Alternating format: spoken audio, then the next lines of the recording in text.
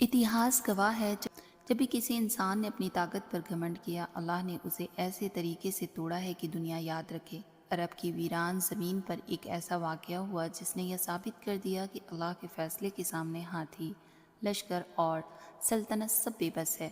یہ واقعہ ہاتھیوں والی کی اور اللہ کے گھر کی۔ یمن کا بادشاہ ابرہہ خود کو بہت بڑا سمجھنے لگا تھا۔ اس نے سوچا اگر میں لوگوں کا دھیان کعبہ سے ہٹا دوں تو مکہ کی حیثیت ختم ہو جائے گی۔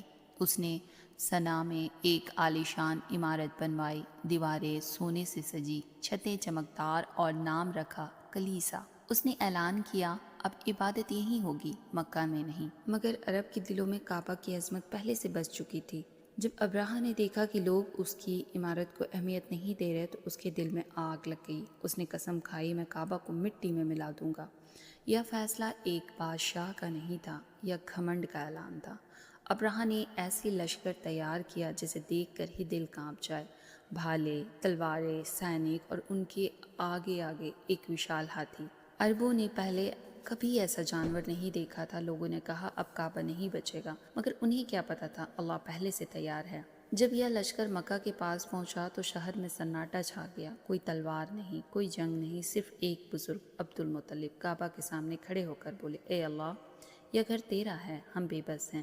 پھر انہوں نے مکہ والوں کو پہاڑوں کی طرف بھیج دیا۔ اگلی صبح ابرہہ نے حملہ کرنے کا حکم دیا۔ ہاتھی کو کعبہ کی طرف بڑھایا گیا، لیکن ہاتھی رک گیا۔ کوڑے مارے گئے، چیخیں سنائی دی، مگر ہاتھی اللہ کے گھر کی طرف نہیں بڑھا۔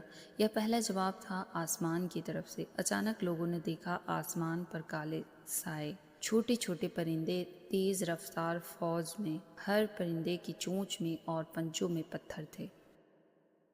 یہ عام پتھر نہیں تھے، یہ اللہ کا عذاب تھا۔ جہاں پتھر گرا وہاں زندگی ختم ہو گئی، جسم گلنے لگے، لشکر بھاگنے لگا، ہاتھی گر پڑا۔ ابرہہ کی طاقت کچھ ہی لمحوں میں مٹی میں مل گئی۔ ابرہہ زندہ بچ گیا مگر موت سے بھی بدتر حال میں۔ اس کا جسم راستے بھر ٹوٹتا رہا۔ آپ سب کے لیے ایک میسیج ہے کہ جو اللہ کے گھر سے ٹکرائے گا وہ بچ نہیں پائے گا۔ اللہ نے اسے کہانی نہیں رہنے دیا بلکہ قرآن میں درج کر دیا۔ کیا تم نے نہیں دیکھا کہ تمہارے رب نے ہاتھیوں والوں کے ساتھ کیا کیا؟ یہ سوال ہر دور میں انسان سے ہے۔ آج کے دور کے لیے پیغام ہے، اللہ کو اپنے گھر کی حفاظت کے لیے کسی فوج کی ضرورت نہیں۔ توکل سب سے بڑی طاقت ہے۔ گھمنڈ انسان کو اندھا کر دیتا ہے۔